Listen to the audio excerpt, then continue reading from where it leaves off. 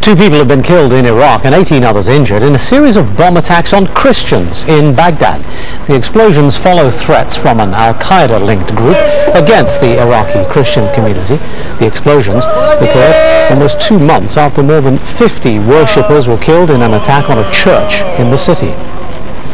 Faiz Aljazeera is chairman of the charity organisation Iraqi Christians in Need, and he joins us from London. Thank you for being with us. What is the situation facing Christians in Iraq right now, in your opinion? It's a very difficult situation. I think we're bad, but it seems that they are getting worse. They are being subjected to intimidation, murder, kidnapping, and there is an attempt of driving them out of the country. Can you pinpoint any particular reason why the situation is getting worse? They were caught in the general security situation in Iraq, as you know, hasn't been very good.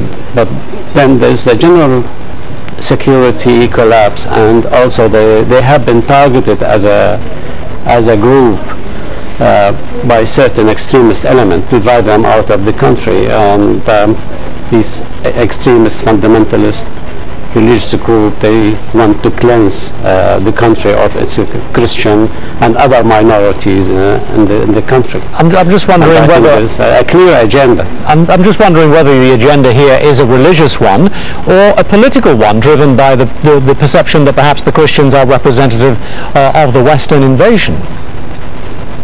Well, this is a misconception, and the Christian are indigenous people. They were there for 2,000 years and have lived with the Muslims. They were there before Islam came to the country, and they have lived very peacefully over the ages with Islam. And the Iraqi Christians are not convert to Christianity. They were the indigenous people, and they were from the 1st century of Christians in Iraq, and they have been there for 2,000 years. So the concept that they are collaborators with the invaders is totally false and doesn't hold any water. And I don't think really this is the reason why they are being targeted. Well, of course, it may not be a logical conclusion, but the fact that it does come at a time when, as you say, after 2,000 years, all of a sudden they're becoming victims, does coincide with the invasion, does raise a few questions, doesn't it? Let me ask you another question then. What exactly is the government doing here? Is the government attitude here to protect or to ignore the Christian problems? Well, I don't know if the government is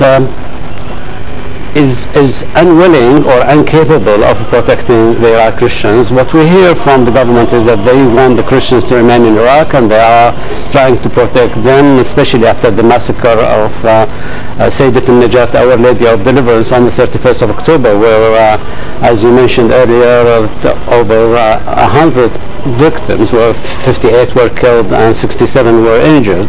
And the Prime Minister and other dignitaries and other politicians, that they pledged to protect the Christian community, but apparently they are unable to do this to any large extent. And what happened yesterday is only a proof that the government is not strong enough to protect its citizens. Faiz Aljazeera in London, thank you for talking to us.